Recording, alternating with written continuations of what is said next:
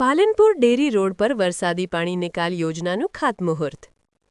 પાલનપુરના dairy road વિસ્તારમાં ચોમાસા દરમિયાન વરસાદના કારણે પાણી ભરાવાની લાંબા સમયથી ચાલતી સમસ્યા દૂર કરવા માટે મહત્વપૂર્ણ પગલું ભરાયું છે।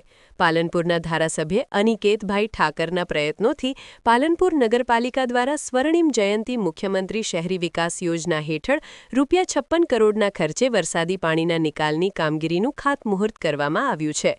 આ યોજના હેઠળ ડેરી રોડ વિસ્તારમાં ભરાતું વરસાદી પાણી પાઇપલાઇન મારફતે ગોબરી તળાવમાં નાખવામાં આવશે।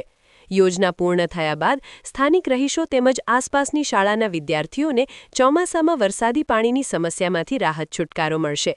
આ કામગીરીનું ખાતમુહૂર્ત થતાં સ્થાનિક લોકોમાં ખુશીનો માહોલ જોવા મળ્યો હતો।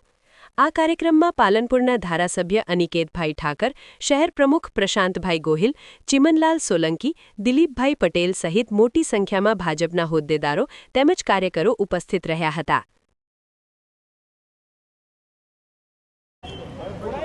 પાલનપુર શહેરની એક વર્ષો જૂની સમસ્યા છે વરસાદી પાણી।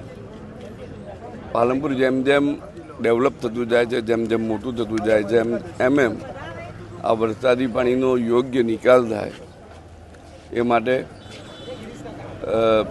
ગુજરાત સરકાર દ્વારા 56 કરોડ જેટલો મોટી રકમનો એક પ્રોજેક્ટ મંજૂર કરી અને આજે એનો કાર્યનો શુભારંભ કરવામાં આવ્યો।